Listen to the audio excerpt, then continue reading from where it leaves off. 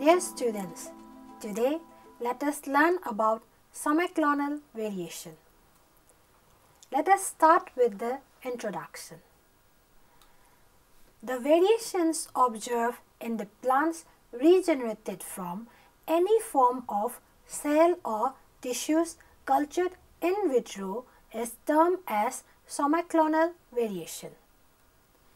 The term somaclonal variation was first introduced by Larkin and Scowcroft in 1981 to describe all types of variations in plants derived from cells or tissue cultures. Somaclonal variations include genetic variability and variations for both qualitative and quantitative traits, and the plants regenerated from cell and tissue cultures are termed as somaclones, while the plants displaying variation are termed as somaclonal variants. According to Chalif 1981, plants regenerated from tissue cultures are labeled as R0 generation and their successive sexual generations as R1, R2 and so on. The type and frequency of somaclonal variations depends on several factors including explant source, ploidy and genotype of explant, age of culture, type of culture and pattern of organogenesis, culture media and physical conditions, etc. Generally, the chances of generating somaclonal variation is greater when ploidy levels of cells are lower than the usual ploidy level of the respective species and cultures are maintained for longer duration in callus and cell suspension phase of culture. Somaclonal variations can be divided into the following types based on the tissue from which variations originate. The first type of variation is gametoclonal variation or variations observed among the plants regenerated from gametic cultures. The second type of variations are the protoclonal variation or variation observed among the plants regenerated from protoplast cultures. The third type of variations are caliclonal variation or variation observed among the plants regenerated from callus cultures. Let us now see the sources of somaclonal variation. The somaclonal variations observed in the plants regenerated from cultured cells or tissues are derived broadly from two sources. The first one is the pre-existing variation in the somatic cells of the explants. Cells of meristematic explant such as apical meristem derived from either pseudapex or axillary bud divide by normal mitosis and produce plants with lesser degree of genetic variability. However, plants regenerated from non-meristematic explants generally produce genetic variability since the cells in these explants do not divide by normal mitosis but undergo DNA duplication and endo-reduplication, and the cells may exhibit changes in chromosome numbers such as aneuploids and polyploids. The second source of variation is variation generated during tissue culture, induced by culture conditions.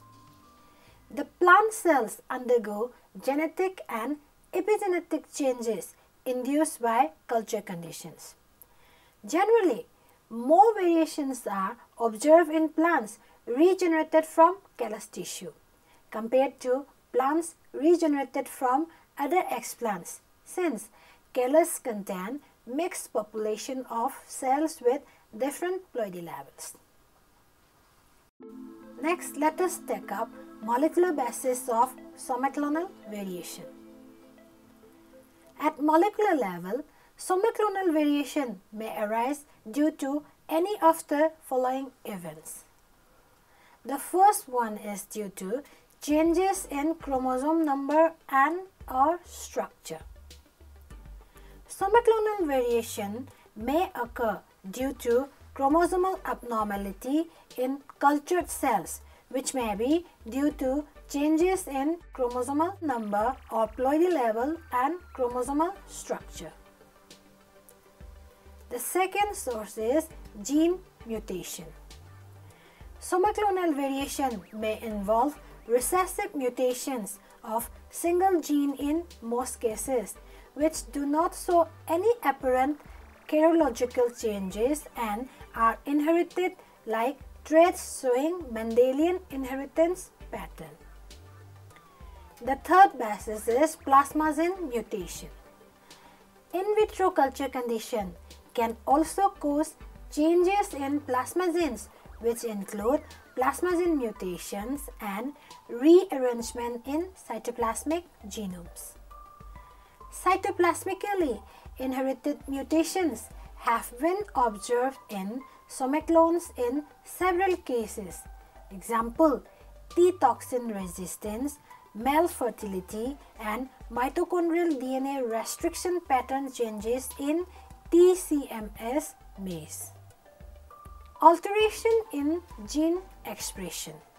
Somaclonal variation may also be due to alteration in gene expression resulting from the additive effects of mutated genes and changes in base sequences or activation of gene amplification. The fifth source is gene amplification. Some somaclonal variants recovered through stepwise selection of plant cells in vitro has also shown the occurrence of gene amplification. The next source is mitotic crossing over. Mitotic crossing over also account for some symmetric and asymmetric variation of the genetic variations detected in regenerated plants, leading to the recovery of homozygous recessive single gene mutations in the first generation of somaclones.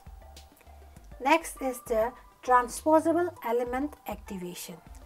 Somaclonal variation can also be caused by activation of transposable elements during in vitro culture. Next, let us learn about isolation of somaclonal variants. The various approaches to the isolation of somaclonal variants can be grouped into the following two broad categories. First one is screening and the second one is cell selection. Let us first learn about screening. It involves the observation of a large number of cells or regenerated plants for the detection of somaclonal variants. This approach is widely employed for the isolation of mutants for yield trait, and computer-based automated cell sorting devices have also been used to screen the desirable variant cells automatically. The next method is cell selection. It is the selection of somaclonal variants by preferential survival or growth of variant cells when a selection pressure is applied to the culture. Cell selection approach is called positive selection when the selection pressure allows only the mutant cells to survive or divide. On the other hand, it is called negative selection when a counter selection agent kills the wild type cells that divide normally and selects the mutant cells that escape the counter selection since they are unable to divide. The mutant cells are subsequently rescued by removal of the counter-selection agent, and it is a common approach for the isolation of auxotrophic mutants. The positive selection approach may be further subdivided into 4 categories. The first category is direct selection. In direct selection, toxins from pathogens, herbicides, elevated salt concentration, antibiotics, amino acid analogues, etc. are used as selection pressure to select mutant cells resistant to them, while the wild type cells are killed by the selection agent.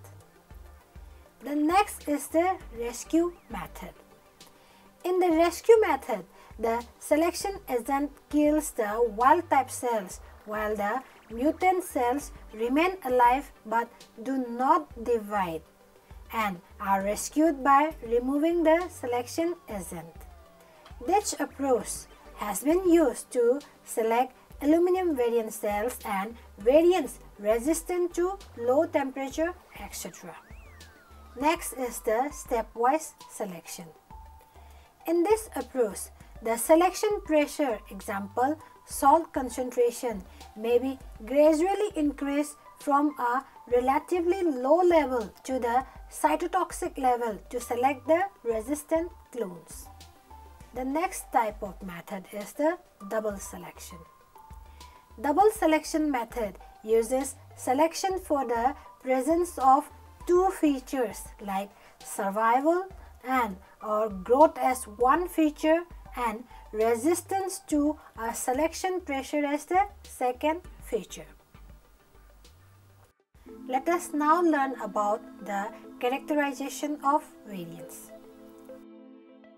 Somaclonal variation can be characterized by using morphological, biochemical or DNA markers. Biochemical markers such as isozymes and DNA markers like random amplified polymorphic DNA or RAPDs, restriction fragment length polymorphism or RFLPs, and intersimple sequence repeats or ISSR, etc. are the most frequently used markers for the characterization of somaclonal variants. Coming to the advantages of somaclonal variation. The first advantage of somaclonal variation is that somaclonal variations have greater advantage over conventional mutagenesis, since somaclonal variations occur in higher frequencies compared to spontaneous mutation or chemically induced mutation. Secondly, somaclonal variations also serve as a source of new genotype that retain all the favorable characters of the existing cultivars while adding one additional trait, since new alleles or even new mutations may be isolated from different types of variants. Thirdly, the time required for the release of new variety is reduced with the use of somaclonal variation compared to mutation breeding, since somaclonal variants are usually free from undesirable features like sterility, which are generally associated with induced mutations. The fourth advantage is this approach is a highly efficient method, as effective selection can be practiced at the cell level for several traits, for example, disease resistance, etc., with relatively small effort, time, cost, and space requirements. The fifth advantage is it is the only approach for the isolation of biochemical mutants, especially auxotrophic mutants in plants. Let us now see the limitations of somaclonal variation. The technique is applicable only to those genotypes which regenerate complete plants in tissue culture. The selected cell lines may often show reduced or no regeneration potential and limit the application of somaclonal variations. The third limitation is many selected clones are unstable and show undesirable features like reduced fertility, growth and performance, and correlation between glasshouse and field performance of somaclonal variants is generally poor. The fourth limitation is it is a serious limitation for micropropagation, where the main aim is production of large number of uniform and true to type plants. The fifth limitation is somaclonal variants for most agronomic traits like yield and quality are not expressed and cannot be selected at the cell level and can be selected only by screening the progeny of tissue culture derived plants. The next limitation is many somaclonal variants may arise as the result of pleiotropic effects and may not be true variants. Let us now see the applications of somaclonal variations.